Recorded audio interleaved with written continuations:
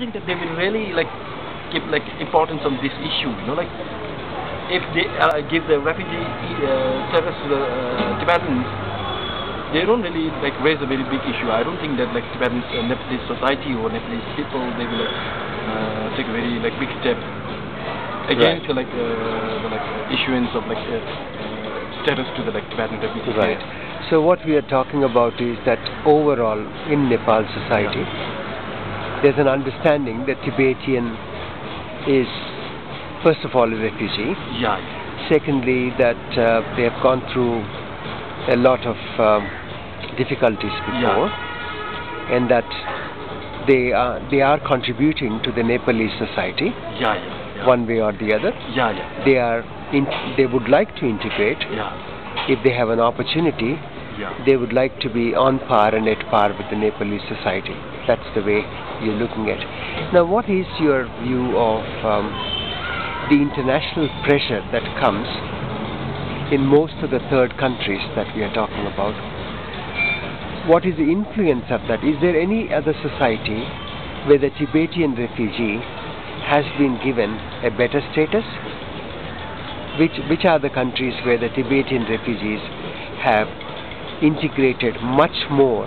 Yeah, it's very like we can say that India is the first country. You know, like they have given everything for the like Tibetan refugees. If you compare the Nepal and India and their like the government policy towards the Tibetan refugee, then it's very like there's a vast difference. You know, like when you like see the Tibetans who are like refugees staying in India, they have like everything. They have like proper rights, their freedoms and everything. But Tibetans who are living in Nepal, you know, like it's like when we go to like market, we buy something, we just like go for like enjoyment. It's not a big problem, right? But it comes under our right. You know, when we do some kind of like our like, we can say if we do something for the Tibet, then that's very dangerous here. So okay, how is now Tibetan refugee who is living out, you know, who's not anymore in Tibet, but you know in another country, if they want to support a Tibetan cause, a good, you know, want to send some money back to Tibet or help some people or raise consciousness about this, does the society allow you here to hold big functions and carry on with your cultural activities? Yeah, there is nothing to do with the society unless like government is not willing to, you know, like if we like do any occasion or any like activities which is like pro-Tibetan activities, something like in the morning, you know, like 6 o'clock, like police will come and like jeopardize everything, and there is nothing to do with the society, you know, like because government itself will come and initiate and like stop and like with a baton they will charge you, and so like there is no question that we can like interact with the society will allow.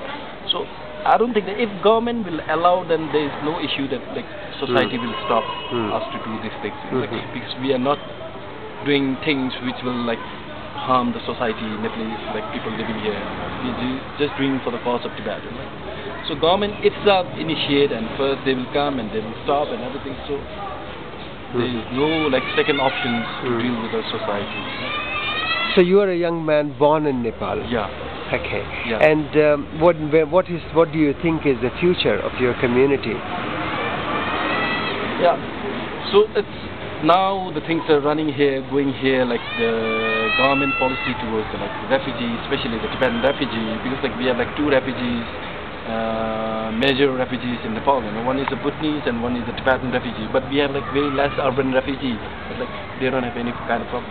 But like if you compare with the Bhutanese and Tibetan, like I don't think that like our future will be very bright after like maybe like 10 or 12 years, you know, like so you just imagine we have like refugee card, but like with that refugee card we can't do anything. We just make a travel document, and whenever we get the opportunity, then we can go to the abroad. But beyond that, we don't have nothing. You know, we can make the driving license. It's very difficult to get the bank. When we go to open the bank account, it's also very difficult. You know, like if we go to the private, then we don't have any big issues. But the government, there is no way that we can make a bank account from that refugee, so we can own the property with that refugee card. So So nowadays I heard that there is also difficulties in getting the SIM card, you know, like, so when we show the RC, then they are like...